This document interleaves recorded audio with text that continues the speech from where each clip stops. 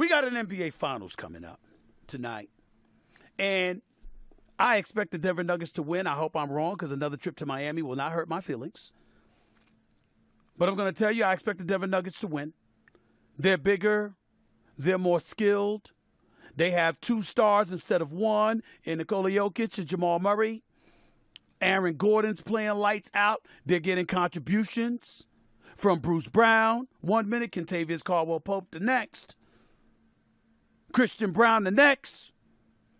They just seem bigger, stronger, more athletic, better shooters with 2 superstars compared to the star that is Jimmy Butler. So that's not even the subject to get into. The point is tonight is a night for superstars to show up and shine. Now, I've listened to a lot of people. I've listened to my man J.J. Redick on the Old Man and the 3 podcast, who shows up on First Take twice a week. You know how I feel about J.J., I already told you. And he talked about how so much success for Jimmy Butler on the offensive side of the ball is predicated on his ability to get to the free throw line. You've had others like my man Kendrick Perkins pointing out that Jimmy Butler is a star, but there's levels to this. And I'm going to say to you right now, love me some Jimmy Butler. Rough rider. Ain't scared of a thing. Plays on both ends of the floor, the offense and defense. He is an absolute star in this game and somebody who should be treasured and appreciated. My only point is there's levels to this. There's levels to this. We just got to call it like we see it, y'all. Can we please? I know I saw Jimmy Butler drop about 54, 56 points against Milwaukee when Giannis was out. I know I saw him average about 37 on better than 50% shooting against Milwaukee in that 5-game series. I get all of that. I get all of that. I know I saw him get hurt early in the Knicks series and still help propel Miami Heat to a series victory over the Knicks in 6 games. I know I saw that brother answer the call in a Game 7 against Boston after Miami was up 3-0 and then gave up the lead, and Boston tied the series 3-3 before Miami closed the deal on a Game 7 in Boston. I know all of that. Jimmy Butler's got heart. He's got a game. He's special. But I wouldn't confuse him with LeBron James or Kevin Durant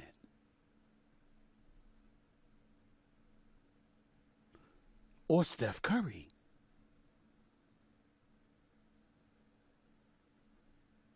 I'm not so sure I would do that, at least on the offensive side of the ball, with Devin Booker. Tonight's going to show me a lot. Because I'm watching and I'm looking, Jimmy Butler right here in this postseason, in this finals. What we're talking about here, analytically speaking, continues to struggle on drives. Numbers by series this postseason on drives alone. 18.2 drives for 14.8 points per game against the Bucks. 16.4 drives per game for 9 points a game against the Knicks. 18.6 drives for 11.7 points per game against the Celtics. 15.5 drives per game for 5.8 points against the Nuggets in these finals. He's not a three-point shooter, so the drives are very, very relevant. And I'm looking at that, and I'm seeing some other stats that I'm paying attention to. I already told y'all, in the 5 wins that Miami has had since the Eastern Conference Finals began against Boston, in their 5 wins up to this point, they've shot better than 48% from three-point range. 34% in losses. And I'm looking again at Jimmy Butler. And I'm saying, excuse me, I need more. I need more from my star. 50% shooting. 24 points when Aaron Gordon's guarding him. 44% shooting, just 13 points when Jamal Murray is guarding him. 40% shooting with 22 points whenever Jokic is guarding him. Max Strus and Gabe Vincent is the starting backcourt for the Miami Heat. They combined for 2 points in Game 4. Miami lost both games at home to the Denver Nuggets. And they're about to be closed out tonight. It looks that way anyway. Max Strus, your starting shooting guard, was scoreless in 2 games.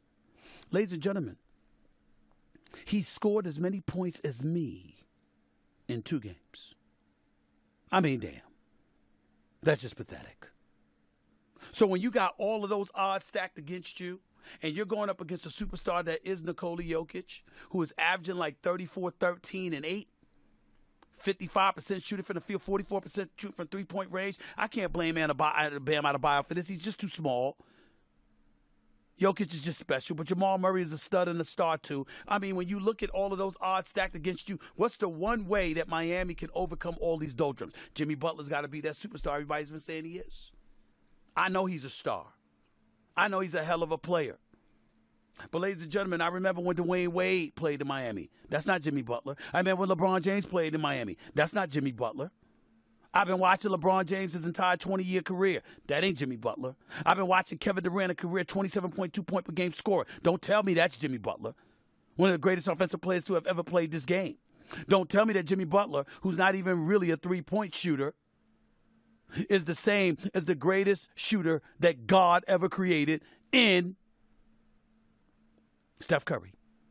I mean this so much, I strongly advise the Miami Heat to do everything they can to go after Damian Lillard if you really, really want to compete for a championship. You want to compete for a championship, put Damian Lillard in the same backcourt with Jimmy Butler. Put him and Jimmy Butler there with Bam Adebayo. Get another big body. Keep most of your guys. Put Damian Lillard in South Beach and watch what the hell happens. I'll bet my money on that. They're going to make some noise. I'm not saying they're going to win the championship, but damn it, they'd have a chance. I'm just going to leave it at that.